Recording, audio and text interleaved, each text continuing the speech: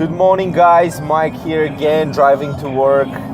Today I'm going to be talking about an experience that I had yesterday with a real estate agent where we went to see a house. Remember how yesterday I was saying that we're house hunting right now? We're trying to move in a bigger house a little bit further away from the city, from the craziness. And yesterday we just saw another property. Funny enough, it was at number 13. Now, what I found really interesting about this, by the way, we didn't like the house. The house itself was rubbish. But what struck me was the real estate agent's attitude. You know how, in my opinion, when you're selling something that's of really high value, what do you want with that person? You want the relationship with your buyer, your purchaser. You want that connection at an emotional level rather than just trying to be a salesperson. If you're just trying to be a salesperson, you should sell soap, toothpicks, whatever, detergent, things like that. But if you want to be a salesperson of high ticket items, such as real estate, cranes, tanks, airplanes, ships, yachts, whatever, then what you need to do is you need to have a deeper emotional connection with your purchaser. And I'll explain in a second why I'm saying this.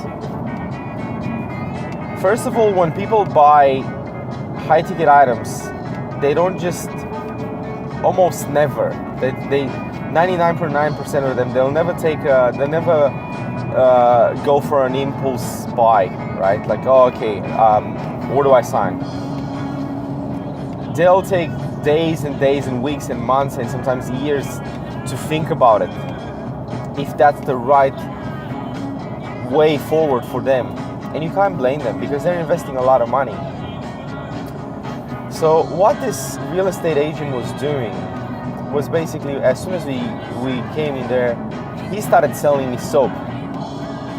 Sort of saying, He started saying, oh, it's an amazing property, it's really beautiful, it's amazing. By the way, I was there, and I could actually see that it was in such a deplorable state, that so much so that you couldn't even open the internal drawers, the built-in ropes, the ones with the mirror. You couldn't even open them. You had to really hard push them against.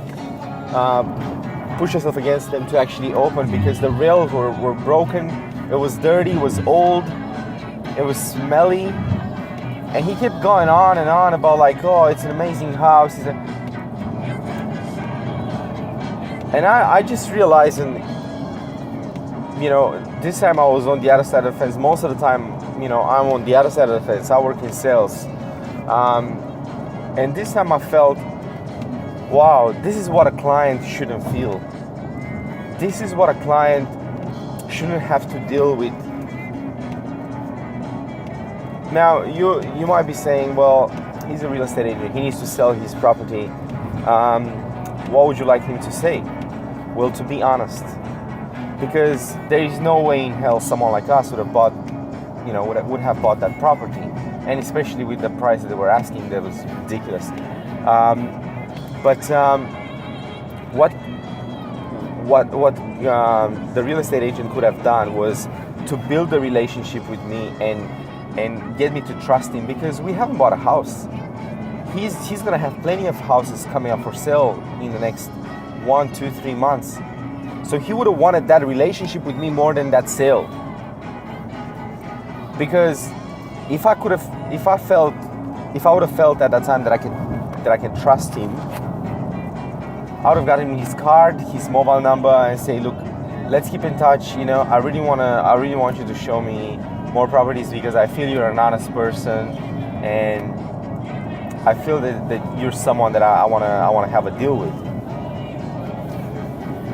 So that's it for today, guys. This is my advice. If you're in high ticket item sales,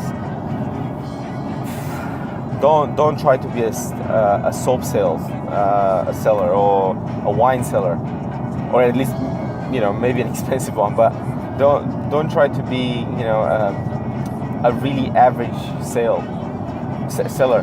Try to build that relationship with that client. Try to get him to trust you and win the client but lose the sale. That's the most important thing. The most important thing when you're in high ticket item sale. Now, am I gonna ever recommend that agent? Absolutely not. I'm probably gonna even give him a bad review on Rate My Agent because he was yanking my chain. He was trying to make fun of me. He was telling me while I was there that house is amazing and it's beautiful and it's this and that and there's nothing to be done here, just move in. But I wouldn't have left my dog to live there. Although I don't have a dog, but yeah. So anyway, guys, that's my advice for today.